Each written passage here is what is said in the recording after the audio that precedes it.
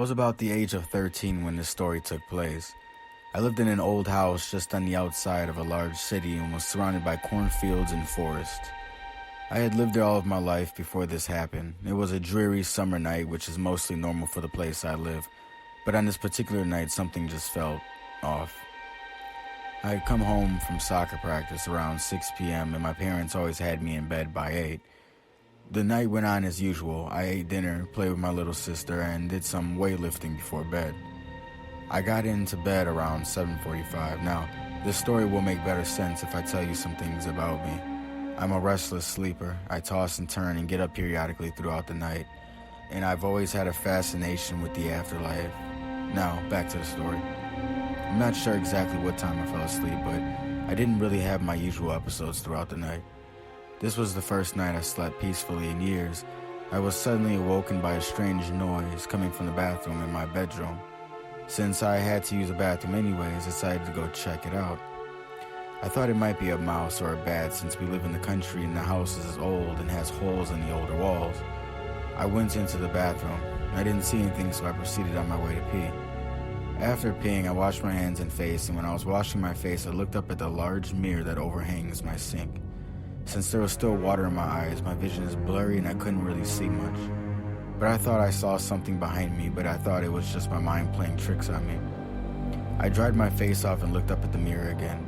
Right behind me, there was a little girl clutching my body almost as if she was hiding from something. Her ghostly outline scared me at first, but as I kept looking, I could tell that whatever was scaring her was coming from the basement. So I walked to my basement door and I opened it slightly at first because I was very scared of what might be behind it. That being said, I lived in the house my entire life and had never been in the basement. My dad mentioned to me that it had 3 separate parts, all separated by small windows that you could barely fit through. So I walked down the basement steps and got down to the bottom where the light switch was. I turned it on, and all seemed like it was okay. That was until I heard what sounded like crying from one of the parts of the basement. In my mind, I was thinking, fuck this shit. But in my heart, I knew I had to see what it was. So I ventured through the part of the basement, and the light couldn't reach the other side where the other room was. It was pitch black. I still heard the crying, but since it was so dark, I couldn't see anything. Something gave me the urge to go to the far corner of the room because the way the moonlight reflected off of the floor, you could kind of see with the little light you had. I walked over to the corner and stared directly into the middle of the room.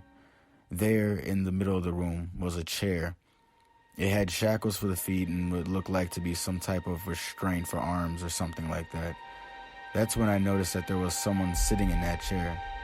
I walked closer, only to reveal that it was the same little girl ghost that had been crying previously in the bathroom. She was also crying there and had needles stuck in her arms, draining some type of fluid into her. All was quiet till she started screaming. It was high-pitched. I thought it sounded like a siren or something of that nature. She was saying words, but I couldn't make out anything she was saying, until she spoke 5 menacing words that made my heart sink. She said, "Get out, Daddy is coming." Not even thinking twice, I sprinted up the basement stairs, tripping over my own feet, and fell flat on my face once I reached the top. I got back up and ran to my parents' room. I told them what happened. They went down there and checked everything out. I told them about the chair and the little girl that was screaming. They told me that there was no chair in the basement and that there had never been 3 parts of the basement. Me not believing them, I walked back down there, and the room that I saw the chair in was not there. There had only ever been 2 parts of the basement, my dad said. I told him what I saw and how I knew there had to be some mistake, but I never did see the part of the basement again. I'm 18 now, and I decided to do some research on the house to see if there's any history that could have caused that. I came across an article of a man who had been arrested in 1868 for doing lab experiments on all of his children.